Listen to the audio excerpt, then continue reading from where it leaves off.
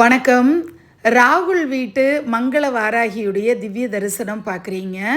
Purple colour இந்த புடவை ஞாபகம் இருக்கா? வாசினி கல்யாணத்தன்னைக்கு பிரியாவிடைக்கு நம்ம சாத்தியிருப்போம்.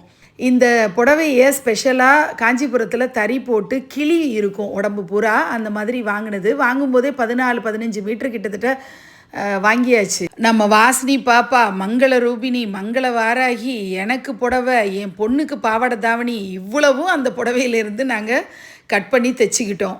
நிர்விக்னலக்ஷ்மி இல்லத்தில் ஆஷாட நவராத்திரி 5ஆம் நாள் பஞ்சமிக்கு மாதுளம்பழ முத்துக்கள் நைவேத்தியம்.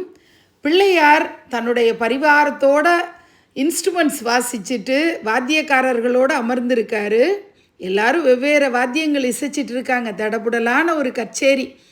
அவ்வளோ அழகாக சங்கீத மழை அப்படின்னு தான் சொல்லணும். அத்தனை இன்ஸ்ட்ருமெண்ட்ஸையும் வாசிக்கிற பிள்ளையாருடைய ஸ்வரூபங்களை பார்க்குறோம். இங்கே ராஜஷியாமலாவுக்கு அழகான வெள்ளையும் மஞ்சள் சாமந்தியும் மாலை கட்டி அரளிப்பூக்களோட சூப்பராக ராஜஷியாமலா சங்கீத கச்சேரி நடத்துகிறாங்க.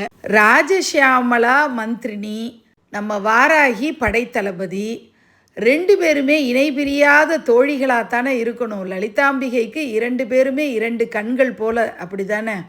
அதனால் வாராகி அம்பாளுக்கு இன்றைக்கி தன்னுடைய தோழி வீணை வாசித்து மகிழ்விச்சது, குளிர்விச்சது, ரொம்ப சந்தோஷத்தை கொடுத்தது. அந்த சந்தோஷ மயக்கத்தில் எல்லாருக்கும் எல்லா விதமான கோரிக்கைகளையும் அம்பாள் நிறைவேற்ற போகிறா அப்படின்னு நான் பரிபூரணமாக நம்புகிறேன்.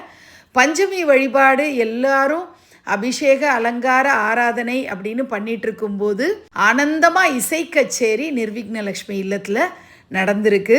இந்த பூஜையின் பலன்கள் எல்லாருக்கும் எல்லாமும் கிடைக்கணும்னு நான் மனதார பிரார்த்தனை பண்ணிக்கிறேன். நன்றி.